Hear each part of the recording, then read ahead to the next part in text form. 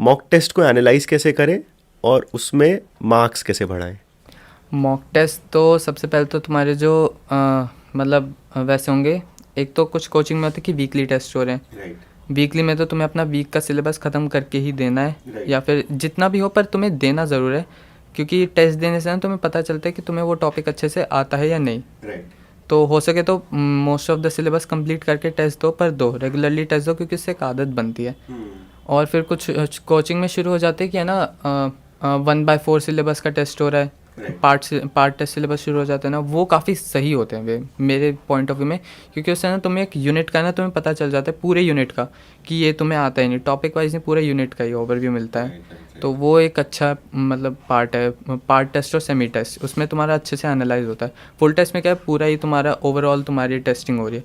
और part test में तुम हाँ ये कर सकते हो कि मेरा इस चीज़ में, इस यूनिट में ये टॉपिक वीक है, तो मुझे इस पे ज़्यादा ध्यान देने की ज़रूरत है। एनालिसिस के लिए क्या करना है। एक तो पहली बात तो तुम्हें क्वेश्चंस को वही डिवाइड करना है कि तुम्हारे पहले तो गलत कौन से और छूटे कौन से हैं। और सही में भी ये देखना है कि तुक्के वाले नहीं गिनना है, तुक्के वाले गिन के क्या ही होगा, पेपर में थोड़ी चलेगा तुक्का। तो तुक्के वाले भी अलग रखना है। और जो तुक्के वाले थे और जो गलत हुए थे, पहले तो गलत वालों को करना है कि ये गलत क्यों थे, क्योंकि मैंने मतलब कोई ना कोई गलत अंडरस्टैंडिंग बनाई थी टॉपिक की, या फिर गलत कंसेप्ट लगाया था। तो उसे देखना है कि उस कंसेप्ट को सही करना है, उसकी थोड़ी प्रैक्टिस करनी है। और वो मतलब उसे सही करना है कि अगली बारी मेरे से गलत नहीं होना चाहिए इस टॉपिक का सवाल। और जो छूटे थे और जो तुक्के लगाए थे, क्योंकि तुक्के जो होते हैं ना वो एक तरह से छूटने वाले सवाल होते हैं, तुमने थोड़ा बहुत आता था, तुमने उसे कर दिया कैसे ना कैसे। सो एक तो कैलकुलेटेड वाला होता है, उसमें भी 50% का होता है कि तुमने दो हटा दिए मान लो, तो उसमें फिर भी तुम दो में तो कंफ्यूज थे ना। तो उनको भी जो छूटे हैं, या तो छूटे होंगे, या तो कि तुमने कंप्लीट नहीं कर पाओगे, या फिर तुम्हें कॉन्फिडेंस नहीं था। तो उन्हें भी प्रैक्टिस करनी है, पर पहले गलत वाले को सही करना है। और उन्हें ना जो क्वेश्चन गलत हुए हैं उन्हें अलग से लिख लेना है कि हाँ ये वही जो मैंने बताया था ना कंडेंस नोट में, शॉर्ट नोट्स, उनमें लिख लेना है कि हाँ ये मेरे गलत हुए थे, तो ये अगली बार नहीं होने चाहिए वो टॉपिक है ना, राइट, तो आई क्योंकि थिंक एक मिस्टेक नोटबुक आप कह रहे हो कि वो बना हाँ लेने की। मिस्टेक, हाँ वो अलग से एक लिखनी चाहिए, वो काम राइट, आती है। ताकि मैंने हम भी बहुत, रिपीट ना करें। हाँ मैंने भी हर एक टेस्ट की लिखी थी कि मेरे से ये गलत हुआ था, और एट द एंड मैंने पेपर से शायद 2-3 दिन पहले मैंने वो रिवाइज़ किए थे सारी गलतियाँ, ओ, ताकि वो पेपर अच्छा। में ना हो। ना हो, राइट राइट राइट। कभी रिग्रेट होता है आपको कि यार मैं डॉक्टर क्यों बन गया? एज सच तो नहीं होता, पर हाँ हम कभी कभी होता है ना कि ज़्यादा हेक्टिक हो जाता है स्केड्यूल, पढ़ाई ज़्यादा हो जाती है, तो कभी कभी लगता है यार कि गलत ले लिया एमबीबीएस, पर वो अंदर ही हमें रहता है कि हाँ सही है, बस अभी हमें ऊपर से लग रहा है। वही हम आलसी बन गए थोड़ा सा अब आके इतनी मेहनत करने के बाद जब आते तो आलसी हो जाते हैं हम। Thank you for watching the entire clip. अगर आप नीट प्रिपरेशन से रिलेटेड और वीडियोस देखना चाहते हैं तो नीट स्पॉट चैनल को सब्सक्राइब कीजिए।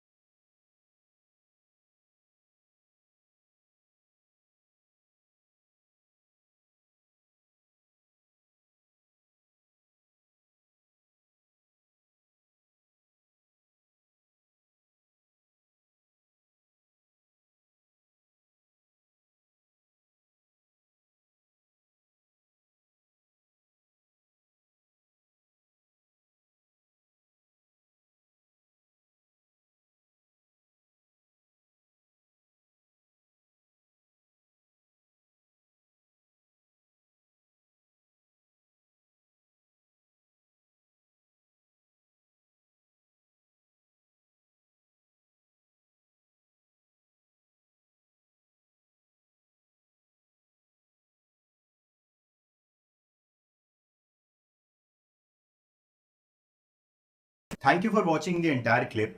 अगर आप नीट प्रिपरेशन से रिलेटेड और वीडियोस देखना चाहते हैं तो नीट स्पॉट चैनल को सब्सक्राइब कीजिए।